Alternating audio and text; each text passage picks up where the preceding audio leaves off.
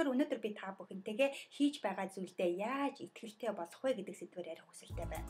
Заримдаа бид өөртөө итгэлтэй байгаа ч гэсэн хийж байгаа зүйлдээ эсвэл хийх гэж байгаа зүйлдээ эргэлзэж байгаа учраас эргэлзэж байгаагаас болоод өөртөө итгэлээ алддаг. Жишээлх юм бол миний хийх гэж байгаа зүйлийг хараад хүмүүс юу гэж бодох бол те шүүмжил үйл яана. Эсвэл миний хийх гэж байгаа зүйлийг хүмүүс хараад ямар тэнэг юм хийдгийг эсвэл хинт ч хэрэггүй юм хийхийг гэдэг юм уу тиймэрхүү бодлоод бодвол яана гэж бодсноос болоод бид өөртөө итгэл алдах тохиолдол их гардаг. Тэгэхээр өнөөдөр видеон дээр энэ байдлаас хэрхэн гарах вэ? Энэ байдлаас хэрхэн гарч өөртөө итгэлээ дахин олж авах вэ гэдэг сэдвээр ярилцах хүсэлтэй байна. Тэгэхээр хүн бүр нэг газараас эхлэх хэрэгтэй. Хэрвээ бидэнд шин санаа төрөө түүнийгээ үргэлж хэрэгжүүлж байгаа тохиолдолд хин нэгнээс шүмжлэг байнга сонсдог. Тэгээд юу үнэн бэ гэх юм бол хүн бүрийн өөртөө итгэл тийм өндөр байдаггүй.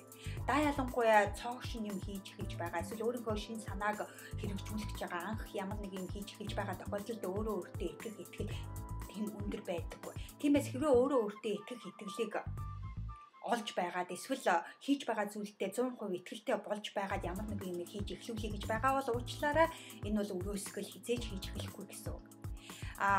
Би бас анх ямар нэгэн юм шинээр хийж эхлэхэд эвгүүцэл өрөөсөө хийж чаддаггүй байсан. Миний өөртөө итгэл маш доогуур байдаг байсан л да. Гэхдээ би өөрийн гаргасан зорилго, амлсан амлалт, мөн хүсэл эрмэлзэлтэй бат зогсохын тулд өөрийгөө их шахдаг байсан. Ингэж шахаж чадсан учраас явцын дунд өөртөө итгэлийг олж авсан.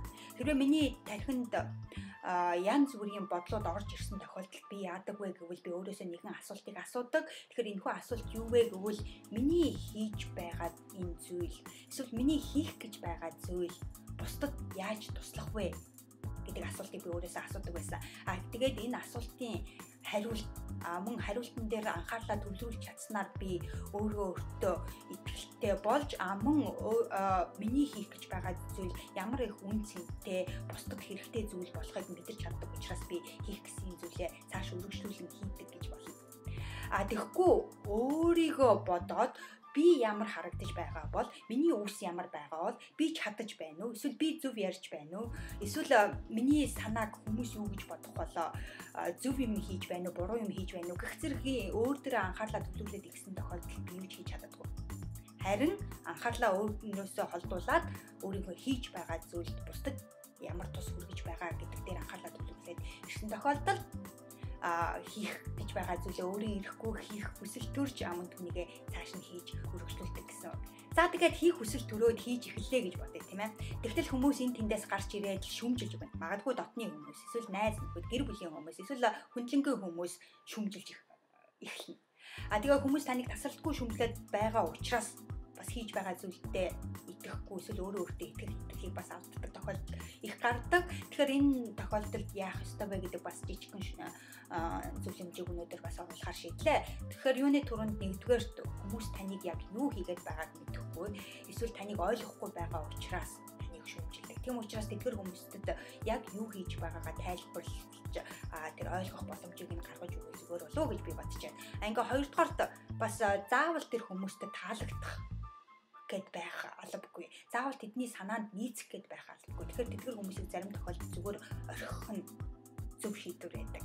Ингээ гуравдугаарт хийж байгаа зүйлдээ сэтгэл хангалуун баяртай байх хэрэгтэй. Хэрвээ хийж байгаа зүйлдээ сэтгэл хангалуун баяртай байгааг бусад хүмүүс харах юм бол мэдээж тийм баяртай аз жаргалтай байгаа хүнийг тэр болгон шүүмжлээд байхгүй болов уу гэж би бодож байна. Ингээ дөрөвдүгээрт өөрийгөө дэмждэг хүмүүсээр өөрийгөө хүрээлүүлэх хэрэгтэй. Тэр нь бол маш чухал. Ингээд 5 дугаарт энэ бүгд бүр үйлчлэхгүй танд үйлчлэхгүй байгаа тохиолдолд би юу хийдэг вэ гэвэл Don't give it up.